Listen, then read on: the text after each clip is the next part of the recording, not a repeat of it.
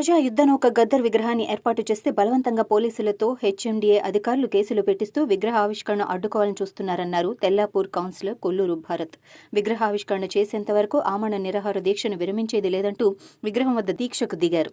సంగారెడ్డి జిల్లా తెల్లాపూర్ మున్సిపల్ ప్రభుత్వ స్థలంలో ఏర్పాటు చేసిన గద్దర్ విగ్రహావిష్కరణను అడ్డుకుంటున్న హెచ్ఎండిఏ అధికారులకు వ్యతిరేకంగా కౌన్సిలర్ భారత్ ఆమరణ దీక్షకు దిగారు. ఈ నెల 31న గద్దర్ విగ్రహావిష్కరణకు ఏర్పాట్లు చేస్తుంటే పోలీసులతో హెచ్ఎండిఏ అధికారులు తనపై కేసులు పెట్టిస్తున్నారన్నారు. మున్సిపల్ పాలకవర్గంలో తీర్మానం చేసి గద్దర్ విగ్రహాన్ని ఏర్పాటు చేసినట్లు భారత్ చెప్పారు. ఇప్పుడు హెచ్ఎండిఏ అధికారులు ఈ స్థలం తమదంటూ అడ్డుకునే ప్రయత్నం చేస్తున్నారన్నారు. విగ్రహావిష్కరణ వరకు ఆమరణ దీక్షను విరమించేది లేదన్నారు. నిరాహార దీక్ష వద్దకు చేరుకున్న సీనియర్ పాత్రికేయులు పాసం యాదగిరి, సామాజికవేత్త గాదె ఇన్నయ్య మద్దతు తెలిపారు.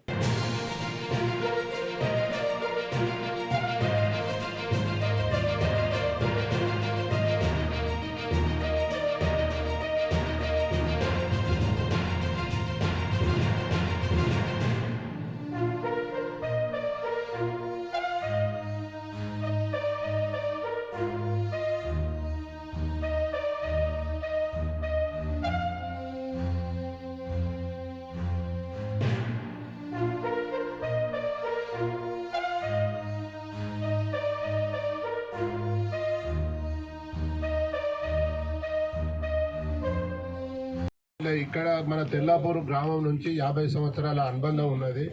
ఇక్కడ ఎంతో మందిని విప్లవం వైపు తీసుకెళ్లాడు ఆయన.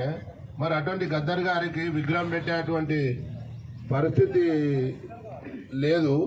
మరి అటువంటి పరిస్థితి కావాలంటే ఇక్కడ అవసరమైతే మేము ఆత్మహత్య చేసుకోనికైనా తయారున్నాం. గద్దర్ గురించి ఇక్కడ నుంచే మళ్ళా రెండో విప్లవం స్టార్ట్ అవుతుంది. ఇక్కడికి వెళ్ళే తెలంగాణ స్టేట్కు ఈడ విప్లవం ఎట్లా పుడుతుంది, ఆ విప్లవాన్ని మేము ముందుకు తీసుకెళ్తాం మన భారత ఆధ్వర్యంలో.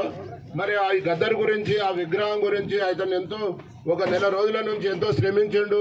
ఆర్థికంగా కానీ ఫిజికల్గా కానీ ఎంతో కష్టపడ్డాడు.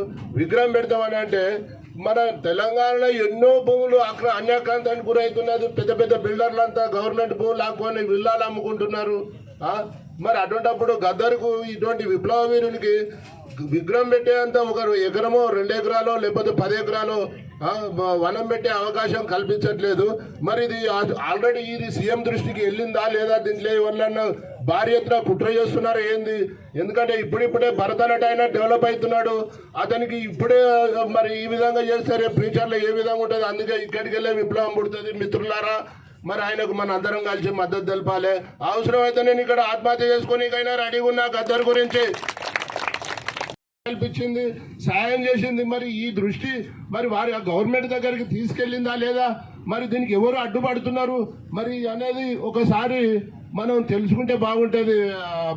నా సోదరుడు భరత్ దీనికి ఎవరు, ఇది అంటే విదేశీ హస్తం ఉన్నదా లేకపోతే అంతర్జాతీయ కుట్ర జరుగుతున్నదా లేకపోతే వీళ్ళ ఫ్యామిలీ గురించి చేసేది కాదు. ఇది మన అందరి గురించి, మన అందరి ప్రాపర్టీ. ప్రజా యుద్ధ నౌక అంటారు. అఫీషియల్ గా గవర్నమెంట్ అంత్యక్రియలు చేస్తుంది. ఈ విధంగా కాంగ్రెస్ గవర్నమెంట్ వచ్చినాక మరి గవర్నమెంట్ దృష్టికి పెద్దలు ఎవరైతే ఉన్నారో గాదే ఇన్నయ్య గారు కానీ, పాశం యాదగిరి గారు కానీ, మా ట్రేడ్ యూనియన్ నాయకుడు కొల్లూరు సత్యయ్య కానీ, మరి ఇక్కడ జాషువానట్ ఆయన రాలేదు, ఆయన ఐఎన్టీసీ జనరల్ సెక్రటరీ, మన బీఎస్పీ లీడర్ బాలయ్య గారు, వీళ్ళందరూ కలిసి ఉన్నారు. వీళ్ళందరి ఆధ్వర్యంలో గవర్నమెంట్ దృష్టికి తీసుకెళ్లి దీన్ని ఎట్టి పరిస్థితుల్లో అయినా దీన్ని ఇనాగ్రేషన్ చేయాలా. లేకపోతే ఇది రెండో విప్లవం తయారవుతుంది. ఇక్కడ తెల్లాపూర్ నుంచే స్టార్ట్ అవుతుంది విప్లవం అనేది. ఈ అవకాశం ఇచ్చినటువంటి హెచ్ఎండి అక్వైర్ చేసి హెచ్ఎండి ద్వారా బహుళ జాతి కంపెనీలకు ఈ యొక్క గవర్నమెంట్లో, గత గవర్నమెంట్ అయితేనేమి మొత్తం పెద్ద ఎత్తున ఈ ఏరియాలో ల్యాండ్ అన్యాక్రాంతానికి గురైంది. మరి దీన్నంతా కూడా ఈ అమరనిరాహార దీక్షకి దిగాదిగా సమస్య ఇప్పుడు ఎన్నికకు పోయింది. ఇక్కడ ఉన్నటువంటి మొత్తం 100 ఎకరాలు ఉంది ఇప్పటికీ గవర్నమెంట్ ల్యాండ్. ఈ మున్సిపల్ పరిధి కూడా ఖచ్చితంగా గవర్నమెంట్ ఏర్పాటు చేసుకోవాలి.